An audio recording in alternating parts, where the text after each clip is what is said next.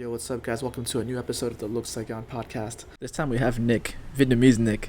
We've had one episode before on the podcast, and we've made one video of us walking in the desert in Mui Ne. He's actually the first friend I've met in Vietnam through Bumble BFF.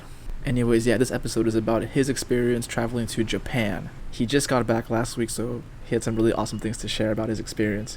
We also ended up comparing Japan with Vietnam and India and the Netherlands and Peru. And we even got into the topic of triggering opinions about French people. It was really fun to make this episode. Enjoy.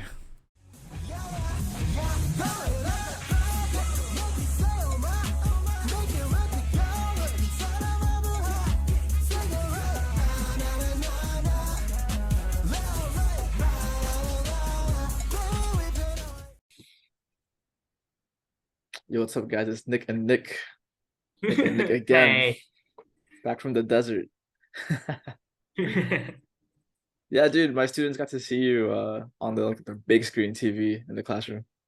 Oh, really? Yeah. Yeah, Oh, yeah. I'll talk about that later. I'll send you all the videos of my recording from my trip so you can show your student. right. Yeah. So for all the listeners, this episode is about Nick's recent trip to Japan. And it was your first time going there, right? Yeah, exactly. My first time so in the country, what they call the country of the sun. Dude, nice. Why is it called the country of the sun? I think it's I think it's because of the myth. I got the myth because I think that to be honest, I think that from the Japan, because as you know, every country has its own myth. So I think one of the reasons for that is because there's a myth over in Japan like about the goddess of the sun. So I think because of that, from following a tradition, that's why the country that it will also being called like that, the country of the sun. Cool, cool. Awesome. What was the thing that surprised you the most in Japan? Hmm. Okay. As the obvious, when from my understanding and my experience, or when exposure to the Western media or the media about the country as a whole, when they're not talking about either about anime or manga, as they always talk about Japan, they always talking about, for example, in Japan, the people are how they call it, cold or Mm, introvert or quiet. They don't want to interact with foreigner. You don't want to interact with foreigner, and for most of the time, if you're an expat or if you're expat living there or a foreigner traveling there, for most of the time, the people will not interacting with you. And they also, in some cases, I heard that they are also sharp that they put up signs say no foreigner. So because of that, information like that would give one an imagine image of Japan as this kind of like a xenophobic place that where foreigners are not welcome. But I have to wonder if the foreigner are not welcome there, then why is it that Japan is every single year always in the top 10, the place of most visited country in the world? So when I first stepped foot in there, it was a surprise because I feel kind of how to say it, welcome. Even though I have a lot of chance to having a real conversation with the local, but I feel like the atmosphere and the way the people interact, for example, at the shopkeeper or at staff at a coffee shop, it just feels so welcoming. So that mm, was a surprise for me too. Sure, I agree that the way people interacting, you will feel that people are not very open, but the way I was at the way I was they treat me, it feels how to say it, normal. I don't feel discriminated at all. So cool. that's that. I Another, wonder, yeah. it's like I know recently the Japanese economy has been suffering a lot. Maybe now they feel more grateful to have foreigners. I don't know. Maybe like I know they want people to come in and spend their money because their economy is hurting. No, yeah, no, that's the thing. You know that because right now because Japan is always in one of the most developed and wealthy country in the world, right? But Mm, from what we have seen so far, right now, because of the large aging population, the elderly is going up, and along with the large number of people, because of the in many part of Japan, especially Tokyo, the way of life, especially the workforce, many young people are recognized they don't have enough capability to have a family. So that's why in many cases right now more and more young people in Japan are more focused on taking care of themselves instead of having a family. Because of that, right now Japan is having a crisis with the number of elderly rising up. So Mm, if the problem won't get solved anytime soon, it will cause how do I say it, dangerous consequences for the country in the future. mm. I see, I see. Did you experience any culture shock? Hmm. Let me think of that. Of course I do. Yes, of course I do. Because from when I think like you and me, if in our childhood we were exposed to the Japanese culture as Mm, always through manga and anime, right? But here's the thing: when you actually step through inside the country, you will feel, wow, the country had so much more to offer other than just anime and manga and kimono and kimono, right? I think that the subculture I feel like it's a similar to every other country, such as the nightlife, the nightlife, or the video game culture. Because around nice. Osaka and Tokyo, there are a lot of cool arcade, a lot of cool arcade around. And I remember, let's say, you were about a decade older, so you remember around the 90s where the people, we call them the boomer, the Ah, boomer, yeah. right? Sure, Waging a war against violent video game, like, oh, those video game or corrupted our children's mind, right? sure. Yeah, yeah. Now in Vietnam, we also have that same phenomenon like that Mm, in the decade of 2000.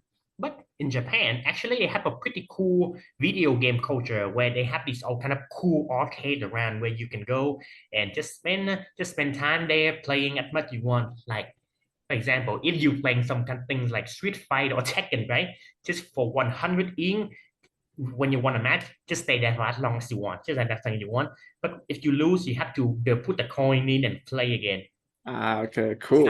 Yeah, and exactly. And beside even in an arcade in Osaka, in Osaka, in the street of where they call Don Tubiri, there is Mm. also some pretty cool combination of like a bar, up a bar in a very Japanese, where you come there to have to order some any kind of drink and then just play video game and stay there and interact with people. Just so cool. That's fucking cool, Yeah. man. Nice.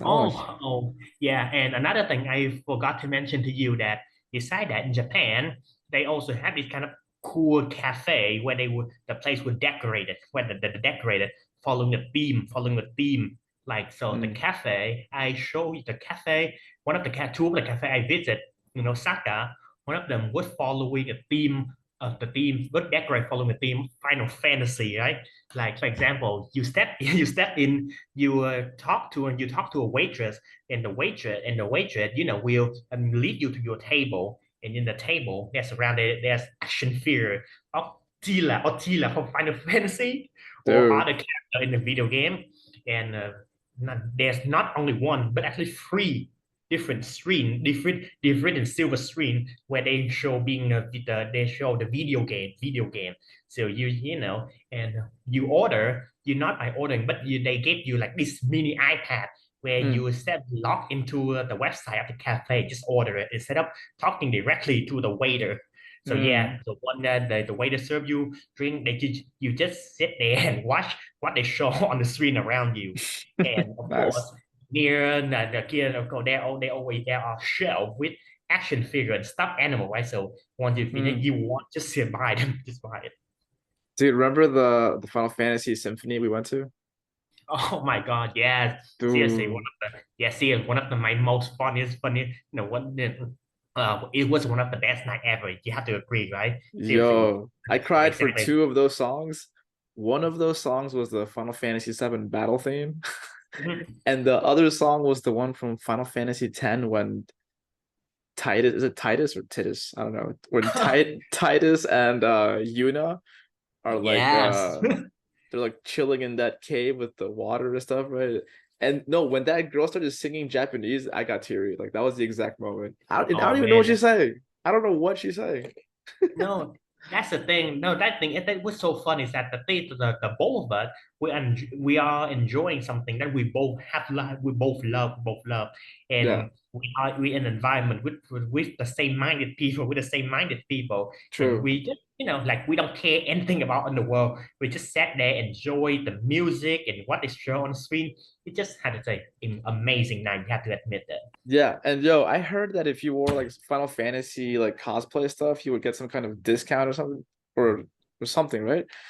Yeah. Or so I showed up with like looking like a Final Fantasy character, so basically I look like a homeless guy.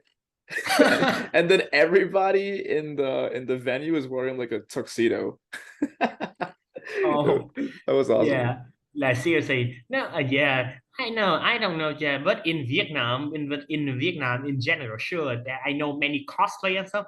But here's the thing: the people in some part of Vietnam society, they still look down upon cosplayer with that. They still look down upon cosplayer. How do I say it? Show off or doing mindless things instead of focus on studying. Those old conservative Uh, mindset. Exactly. dude, remember before the show started, you asked someone to take a picture for us, and we both thought he was like a staff An at employee the at the an hotel, like a employee. receptionist or Yeah. something. And then when the show begins, like that was the conductor of the entire symphony. Oh my God. Seriously, it was a bit shocking too. Well, no, I remember is that when we actually when the concert was done and stuff like that, and they give away souvenir, right? One of those the souvenir, right? The souvenir, right? You actually left it inside the room. So I went back to look it for you, Right. and then we actually ran into the person, the head of the orchestrator, and he was the one who take picture for us. Oh my Yep. That was God. awesome. Exactly. He was Man. cool about it. And also, oh yeah, one of my goals was to get him on this podcast too. His name is Dustin, I believe. Oh, really? Yeah. I follow him Wow. on Instagram. Wow. Amazing. So it was a coincidence, right? We ran into him at the orchestra, and you found him right away on Instagram. Was this a coincidence? Yeah, I think I mean I followed that the Symphonies page. So I guess Uh-huh. they must have tagged him somewhere. So then I found his page eventually, like a stalker. Was he? Yeah. Did he recognize you? Um, maybe. I'm not sure. I think I messaged him like maybe once. Yeah. Wow. Oh yeah. What were like so back to Japan, like what were your like let's say top three favorite foods you had there? Mm. Um, okay, so in Japan, besides the stereotype sushi, right, they serve how do you say like the beef. Let's just say it was the first time I actually get to taste Kobe beef. Kobe beef. Ah, what Kobe beef. makes that beef different again? Like how they say it's, from the restaurant I visit, the beef they cook it with more oil in it, more More oil in oil. it. Ah, So yeah, sure. And so you can feel so when you eat it, very good. The taste is so very sweet, very sweet, very soft. But at the same time, you can feel the grease coming out of it. So sure, it's good, but it's not an ideal to eat too much of it. mm, And another thing is that the hot pot of the Japanese hot pot is some of the restaurant they serve the hot pot. Basically, they depend on the set you order. But once you order, they bring out all kinds of food. For example, they mainly bring out chicken, beef, and pork. And there are also other restaurant where they have things like a buffet, right? Where beside being hot pot, there are also other stuff. So you just can take as much food as you like. So for me, I mainly take the udon noodle, a type dude, of I love Japanese. udon. Yeah, to eat it with the hot pot. Nice. Exactly. And beside that, the ice cream, amazing. The ice cream, the street food, amazing. Because I remember after Osaka, I went to Kyoto, which was a shame. I didn't spend a lot of time there, but I visited this old quarter hotel up in the hill, like around that quarter, like on top of the hill, there was this Mm, like pagoda, and around you there's like housing, where they follow like old infrastructure style Japanese culture, right? nice. And around you, there are like souvenir shop, toy shop, and food and serve. So remember the food, the one of the gift I gave you, right? One of the Mm. green stuff. Remember? Mm-hmm.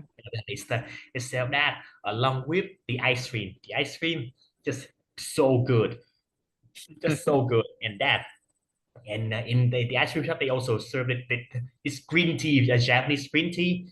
Just one Nice. sip. I was thirsty though, but just one sip. That the thirst gone. The thirst gone. It's just so good. Sick. Oh yeah, how did you get around this like the country and stuff like without knowing the language? Or do you speak some Japanese?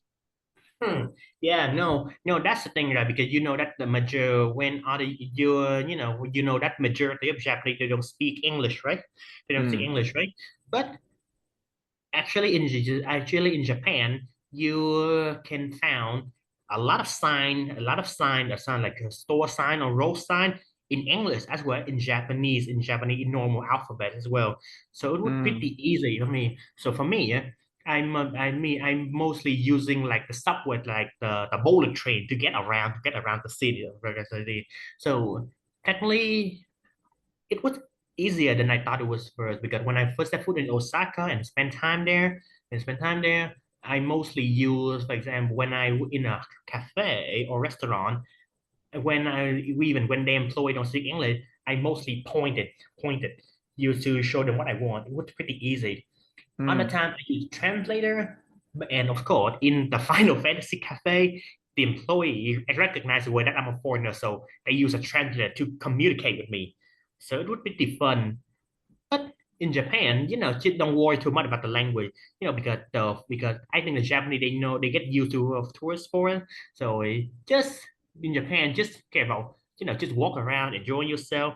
When you need to communicate something, you're a translator to help them understand. And when the Mm. rest just point at the best, the easy way we can do is point it at the menu stuff, and the employee will understand you immediately. Yeah. And for traveling around, I use the bullet train. The famous bullet train they always talk about, right? The Yeah, what is bullet that train. like? Oh, just the feel of using a bullet train when you feel it's feel like you're in a futuristic city. Because the Nice, technology right. feel like a futuristic city.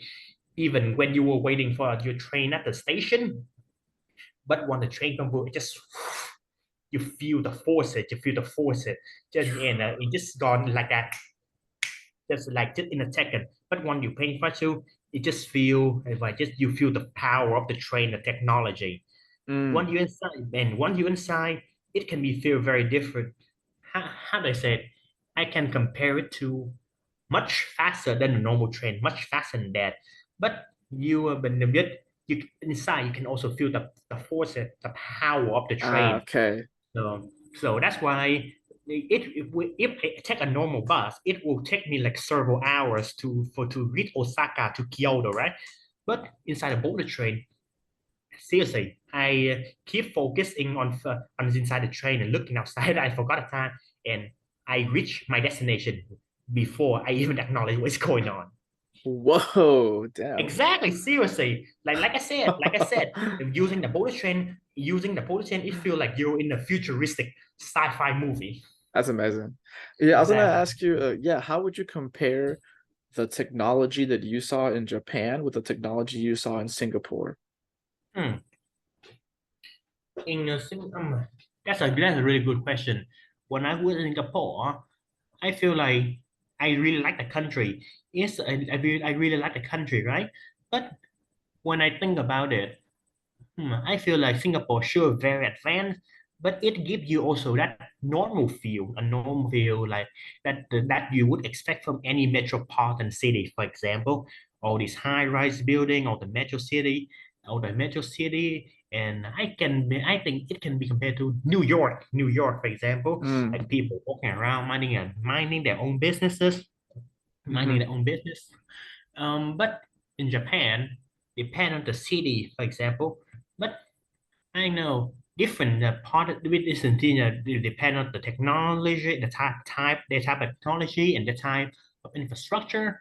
But the city give you different feel to give you different feel. Like in Tokyo, for example, in Tokyo and in Tokyo, you can feel how to say it, the heaviness, the stress of life, the stress of life. Meanwhile in Osaka, you sure there's a lot of car on the road, but can you feel the peacefulness? The peacefulness. You can feel how everyone is more laid back. Mm-hmm. What was something about the culture in Japan that you found the most interesting? Hmm. I think that it just, oh man, just how respectful everything was, just how safe it was, just how safe it was, just how safe the safety net, then even when interacting with people, even when they don't speak to you. For example, you know, because you and I we both live in Saigon, so you just know just how chaotic everything was. So, but the traffic is actually during rush hour, right?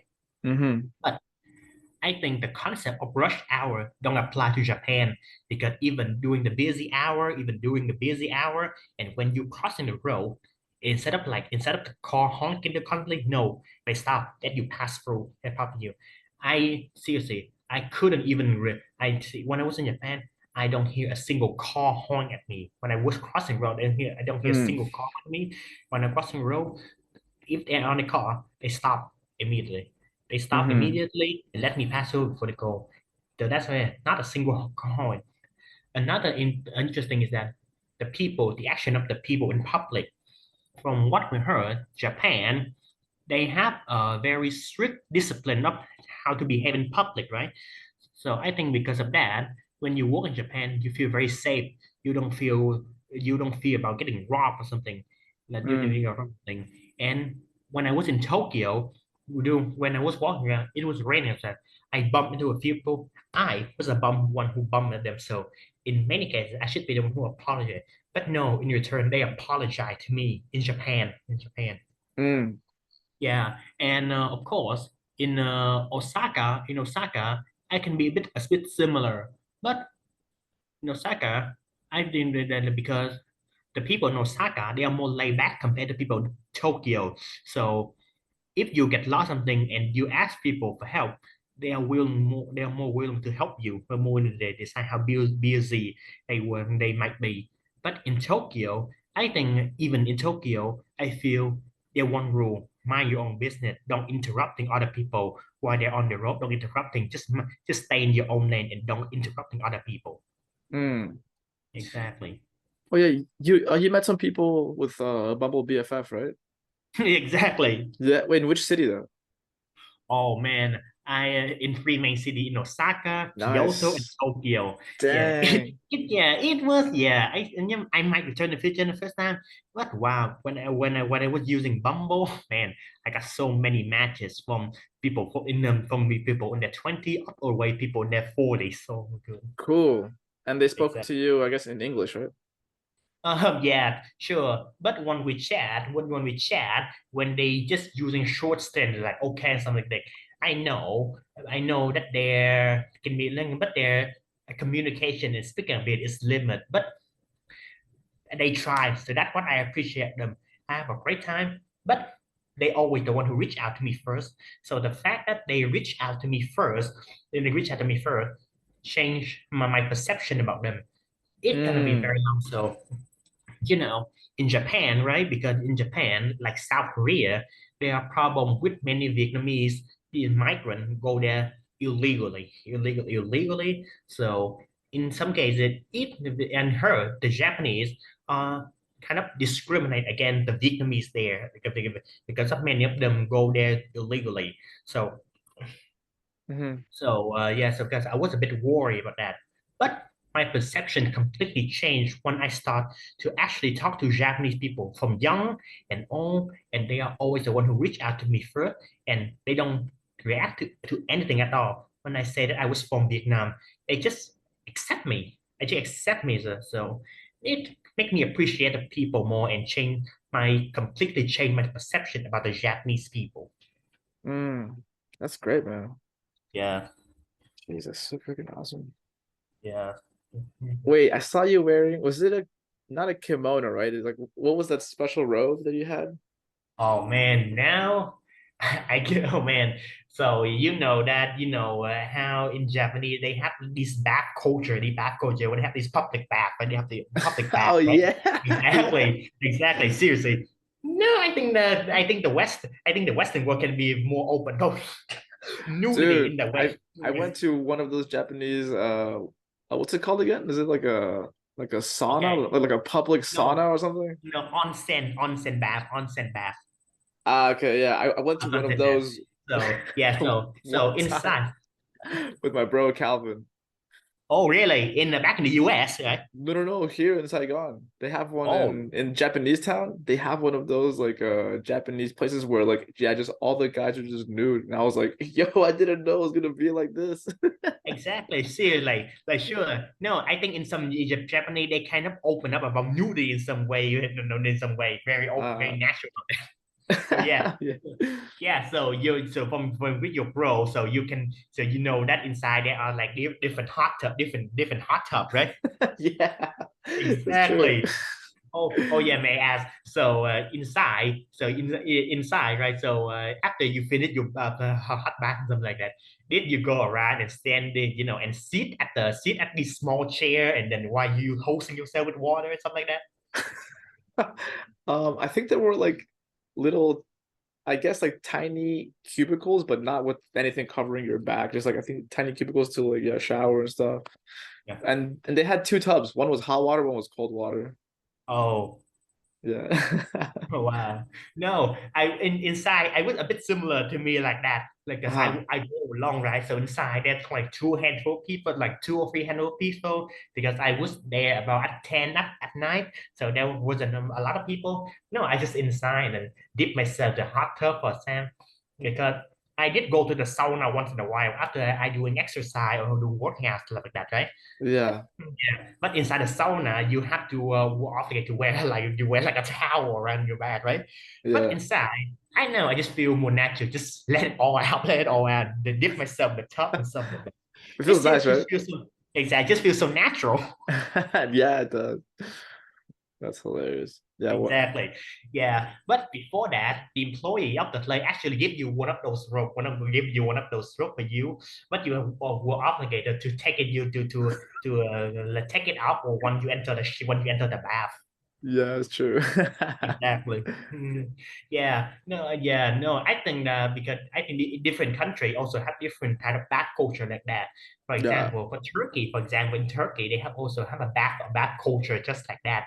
But from what I Mm, heard in Turkey, inside you are obligated to wear a towel around your waist all the time. Meanwhile, mm. if for Japanese, just who cares? Just let it all out. Yeah, yeah, Yo, when exactly. when you go back to Japan in the future, what would you want to do? Hmm. Interesting. I think I would try to how to say it, stay in Osaka more and walking around more because I was only there for about 8 days, right? So I only spend 2 or 3 days in each city in Osaka, Kyoto, and Tokyo.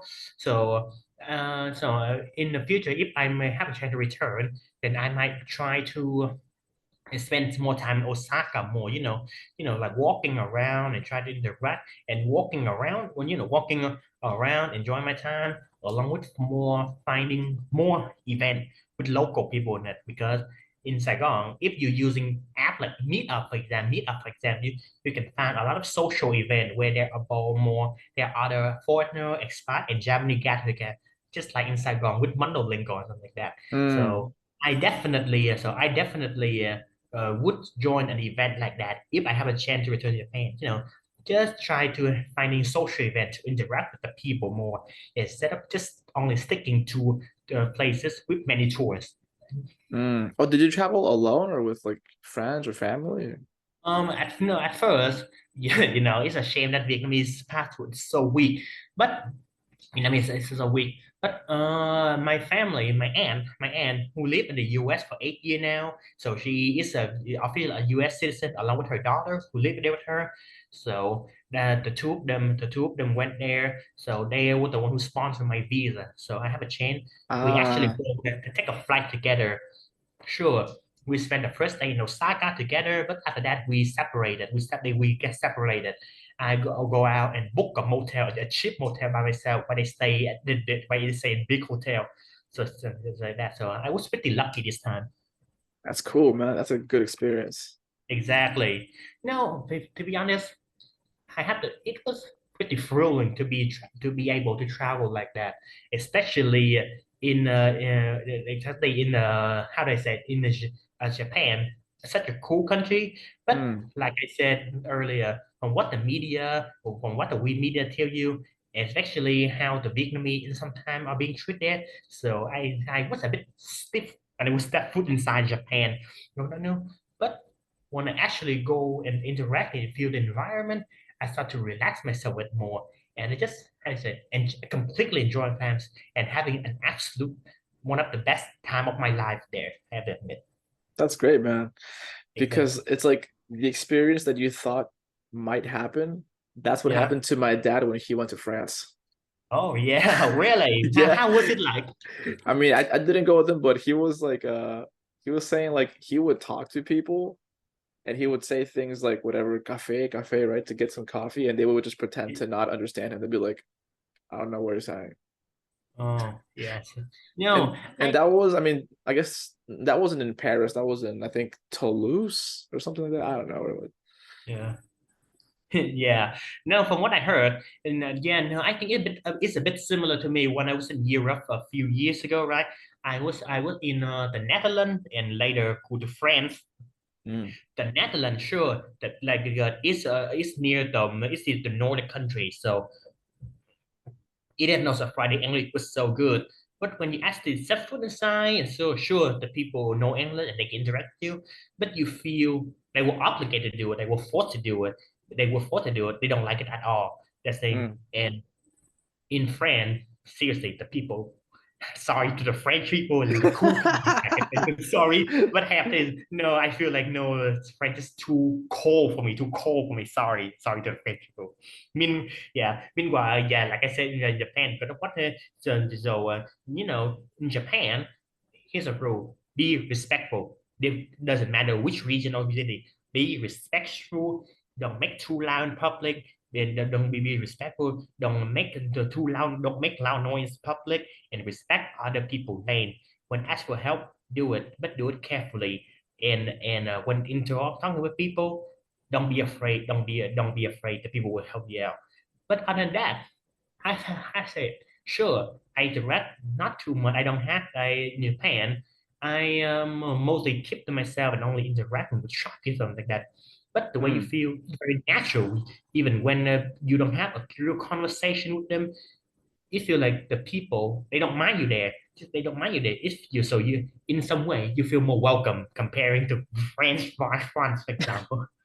Yeah, going back to France, there's this local comedian. His name is J.K. Hobson here in Saigon. He's super funny.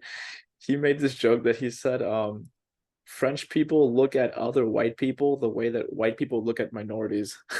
Oh my goodness. No, like I said, sorry to the French. But I did definitely feel that, and definitely feel that when I was in France, seriously. I mean, I haven't been there myself, so like let's see what happens when I go there in the future. I mean, I don't really have any plans to go there, honestly. Like, yeah, I don't know. Like, where, like, which Um, places did you go to in France? well, I'm because I mostly stay in Paris, and then I went outside the Paris to the server to visit my relative there. But Mm. but when I was myself, I was only there for one day, so I mostly stay with my relative. After that, I went back to Paris. But yeah, Dude, but now that yeah, I think about it though, if I go to France, I'm gonna look for like the best food possible because like their food must be on point, right? Like the stews and all that stuff. Like I will go for the food oh man, seriously, like yeah, no, and the pastries, bro, and the pastries. exactly. Seriously, one of the most regret, like I told it to many of my friends before. One of the most regretted thing I did when I was in Europe, one of the regretted is that I didn't try to taste the local food more because I Mm. was, because of the first, I don't know, because I was about 16 during those times, so was in Europe for the first time ever, so I was a bit scared. I was a bit scared. So I Mm. mostly stick to the local food. For example, Chinese restaurant, the Chinese restaurant, That's or noodles. exactly, just rice or any Vietnamese restaurant. I didn't get to try a lot of local French food. So think Mm. about it, I kind of regret about it. That's okay, bro. Like, Exactly. there's two things I want to say. Wait, one of them is that I've been to the airport in France one time. So I, Uh-huh. I was so excited and I got a croissant while I was in there and it fucking sucked. Serious? Yeah. So Oh, really? I think we have to leave the airport to get the real one. Exactly. But in Tokyo, if you go to Haneda Airport, they have good Japanese curry there, man.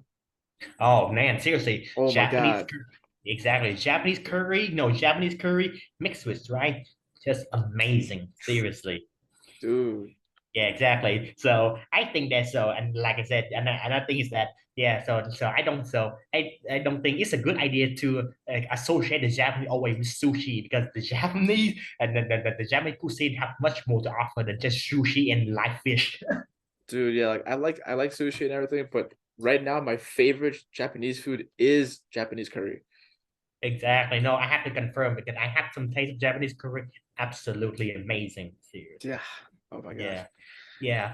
But yeah. And to be honest, I kind of repeat the same mistake. And when I was in Japan, I kind of repeat the same mistake when I was in Europe. Sure. Like I walk around the touristy area, like in Osaka, the Mm. shopping street, Don Tubiri, right? Around there are so many street food stand with barbecue and stuff like so Yo, good. But with the amount of with the amount of Kobe beef I eat because I accidentally ordered too much. So because of the oil stuff, so it's just too full. So I couldn't take it anymore. So I was walking around, but I didn't couldn't eat more. So I just repeat the same mistake with that. yeah, now you know for next time. Oh Exactly. last year, like a group of friends and I here from Saigon, we meet every Sunday for like spiritual discussions. So we Uh-huh. traveled to India during last year during Tet holiday. Oh wow. So it was like a group of Vietnamese, one Filipino girl, and myself. Yeah. Mm-hmm.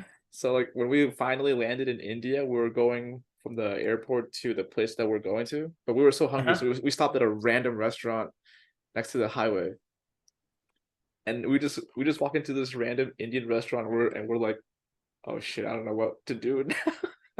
Oh man. So then I guess like, oh, some guy just told us to sit down, so we sat down. He gave us a menu, and then because my group is Vietnamese, like they asked this guy, is like, what is the easiest thing to eat here? And then he's like, I don't know. And so then they just looked for the most Asian thing on the menu. They were like, look at the garlic fried rice. The most basic thing ever, fried rice, It huh? was safe. It was their safest option because they didn't know like what is Indian food at all. Like yeah, or maybe like not so much. Not yet. Yeah. Then later we learned it's really good. But how was the food? How was the food? Was it good? I really liked it. Yeah. Oh, I remember Oh man. the biryani chicken that we had was so good, dude. I remember that, and it was like I think it was like a 50K in Vietnamese money, Wow, and it that's was good, dude, and enough to get you full, definitely. yeah, yeah. And can I ask you? This can be offended to some people, so can I ask you that question? Yeah, yeah, dude. Okay, so in India, rich culture, rich history, right?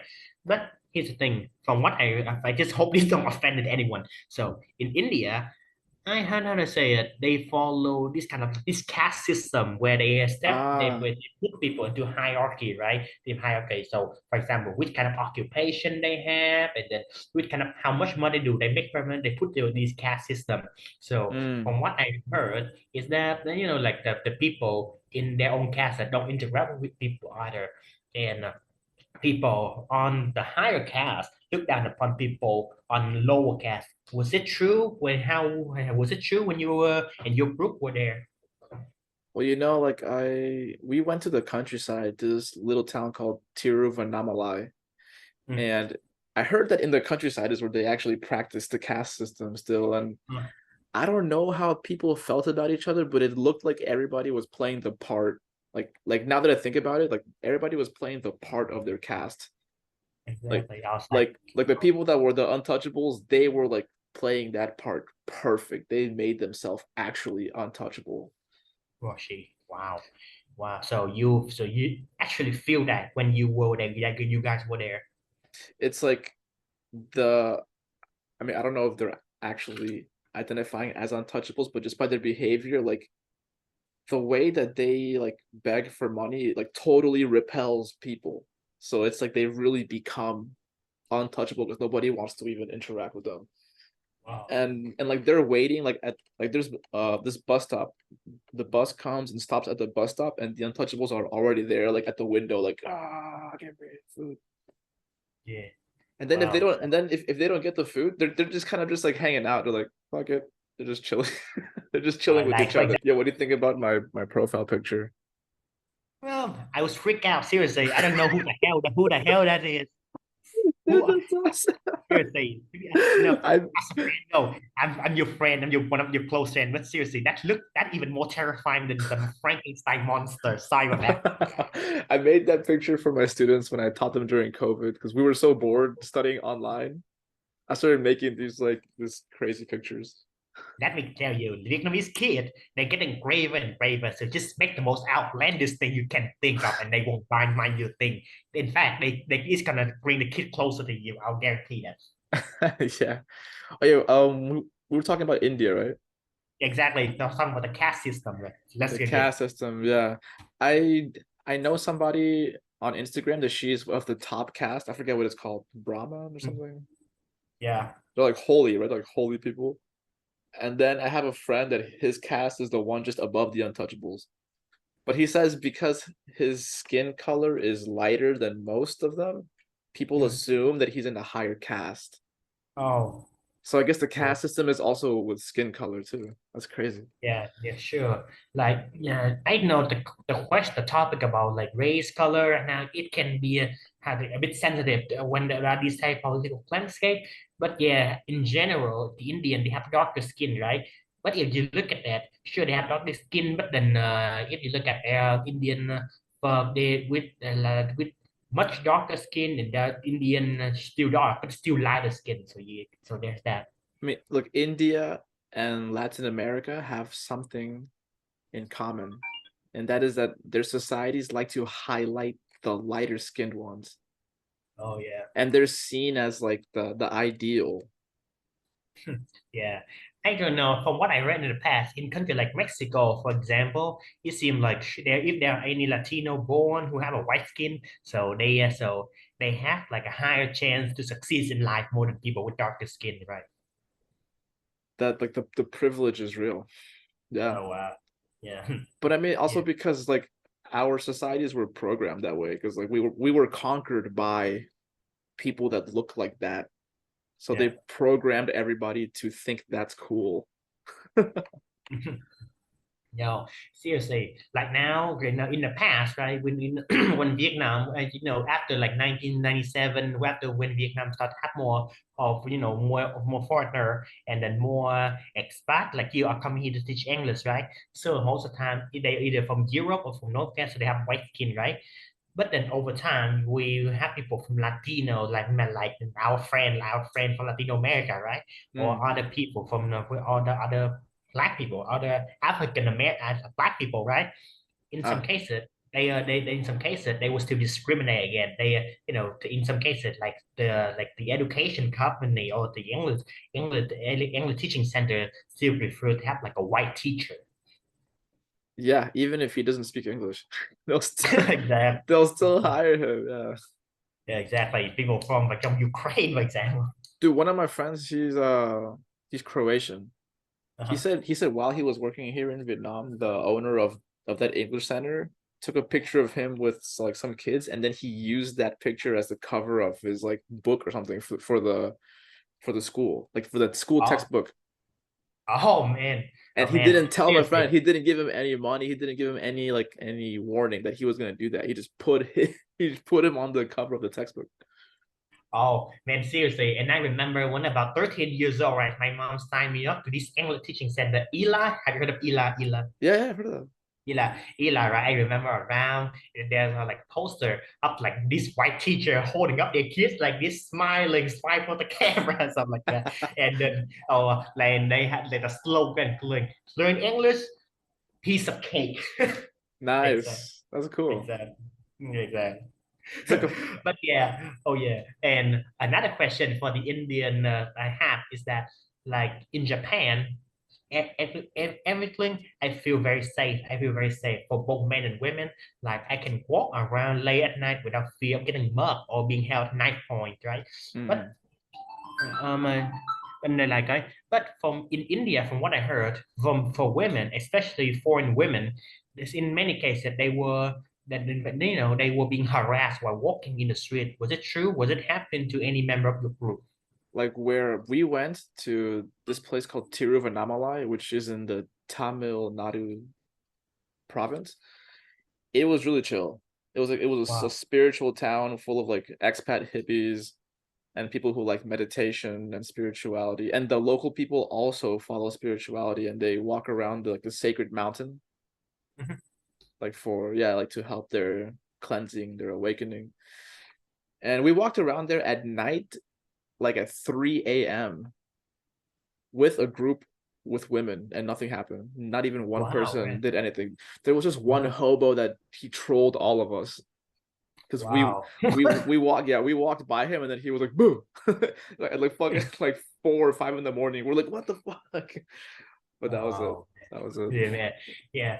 From what I read, as I said that I think they're I feel that I think that in many cases from it seems like the harassing thing is only happened in the north only. I've Meanwhile, heard it that was too. chill in the south, in the south. I've heard the north has a different vibe.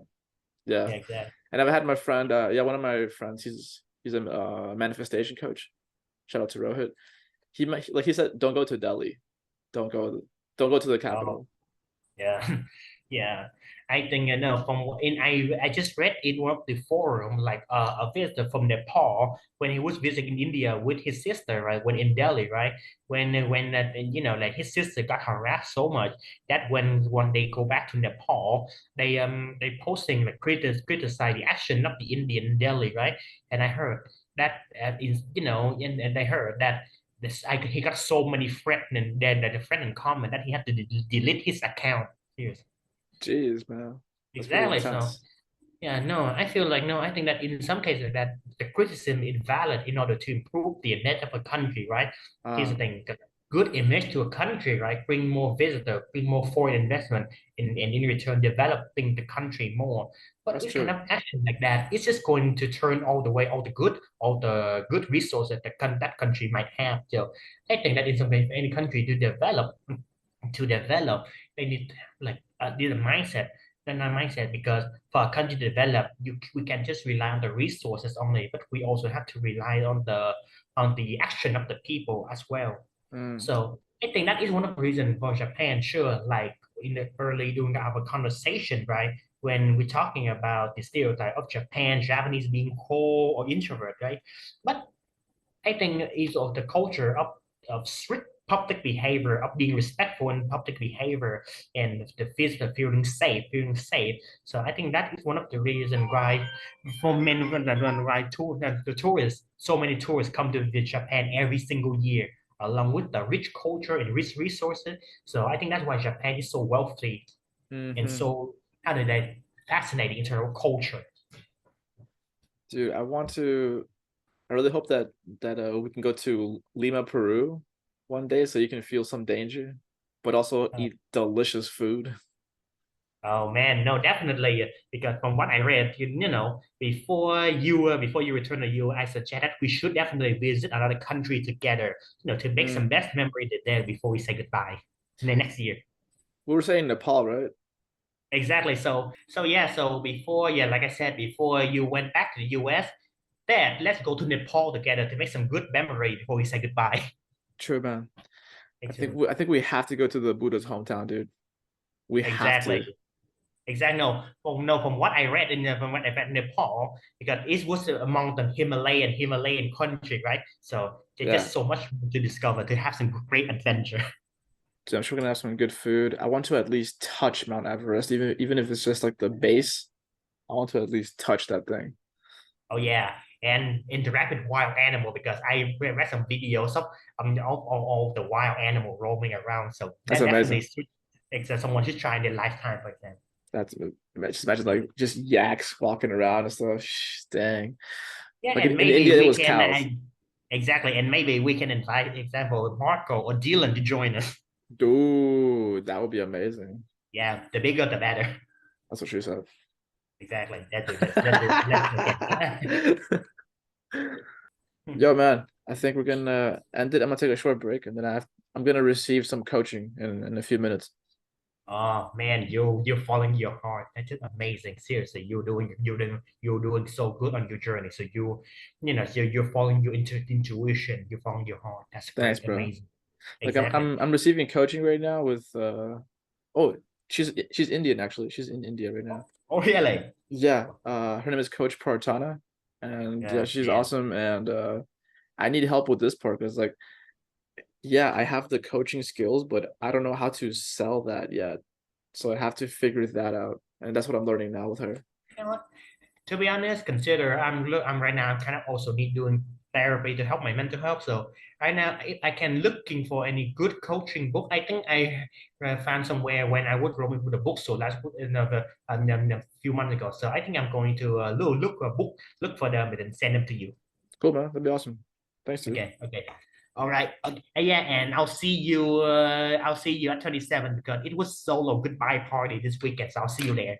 Right. All right, man. Peace out, Okay. man. Bye Take bye. care. Okay. Hasta luego. Hasta luego.